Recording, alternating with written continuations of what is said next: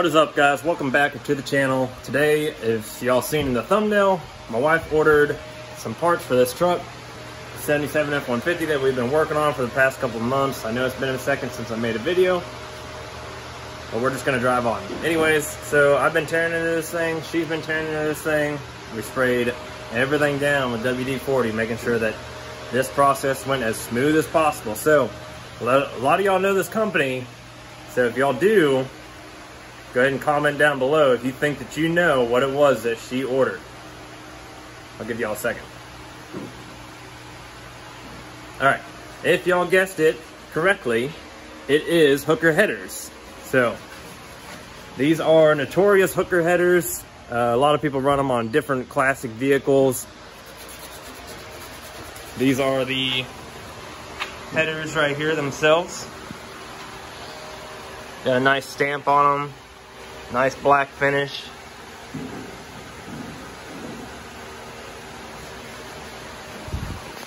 So it actually came with instructions, came with stickers, and the exhaust manifold gaskets and studs as well. So here are the instructions. If y'all want to pause your screen.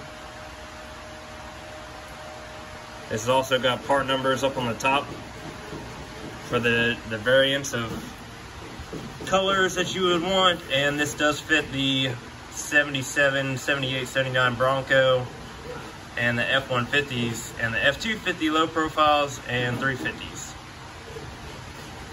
This is for the four-wheel drives as well. But they got nice instructions here, front and back. Pretty easy to install. Came with, like I said, manifold bolts, all of them, and great looking stickers. So, no, this video is not sponsored, but huge shout out to hooker headers. My wife's bike actually has hooker headers on them, which those sound great, so she wanted to continue to run hooker headers, so she bought them for her truck. But I'll turn the camera around here. Y'all can see I tore out the driver's side already.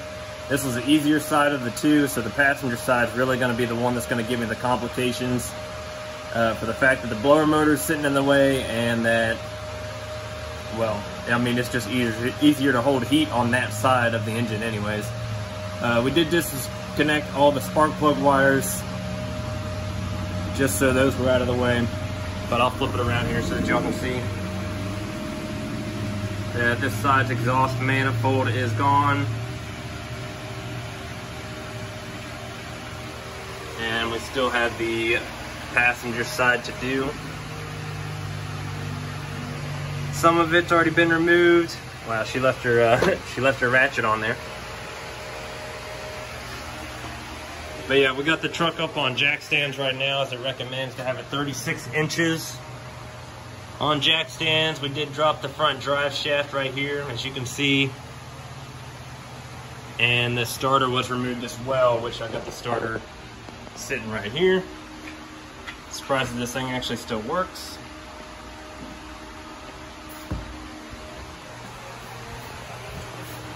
But yeah, I'm gonna dig into this other side just so we can get this done, and then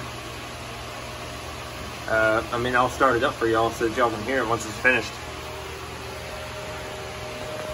But yeah, just hang on tight, guys, and I'll rip this thing out, put the new ones in, put the starter back in, drive shaft, and start it up for y'all. Just hang tight.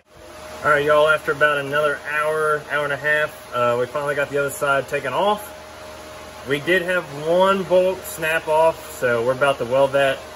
We're about to weld a nut onto it to try to extract it from inside the head. This was the most crucial thing that was about replacing these manifolds with headers, is that I was worried, you know, a lot of the bolts are going to break off, and out of the 16, we only had one break off. So I'm going to show you all this real quick, and then my wife's going to weld it up, and then hopefully we can get it out without anything going crazy bad. This is not the first time I've done manifolds to headers on a truck before, so she's getting everything set up now. I'll show you all this real quick where we got it out and where the stud is at well, bolt was at. Now it's a stud.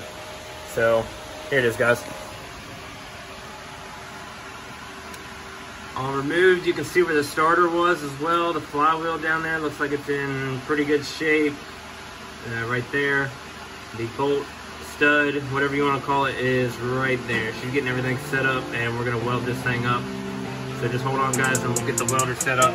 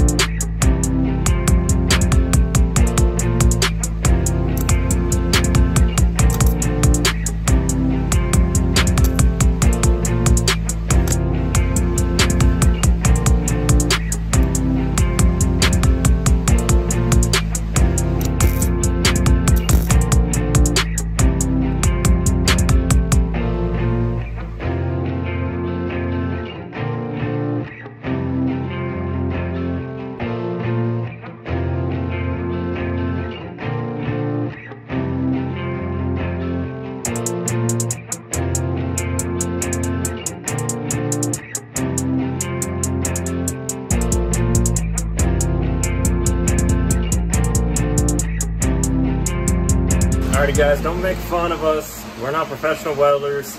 This was just something that we was trying to do to extract this bolt or stud or whatever you want to call it out. Again, it's not the first time I've had to do something like this before. It is very nerve-wracking. But like I said, gratefully it was only one of 16 bolts, studs, whatever. So my wife actually just handed me this the head of the old one that broke off there, the bolt. So yeah, it broke off pretty close to the head of the bolt. So luckily we had a lot of stud left once we was able to remove the manifold, and it was, you know, pretty simple.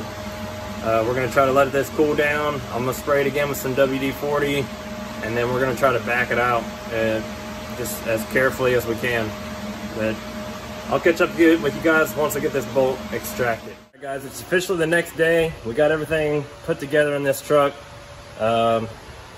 We did extract that bolt like I was talking about. It did take a couple times of welding on it to actually get that bolt to come out the way we wanted it to. After that, everything was pretty smooth. We did have to lift the motor mounts down there off in order to get this side's header installed. So it's actually beating against the blower motor here and the frame down here and the head of the engine. So between those three things, we had to lift the engine along with the transmission. So we disconnected the transmission mount and the motor mount in order to get that fully installed. But both sides are fully done up.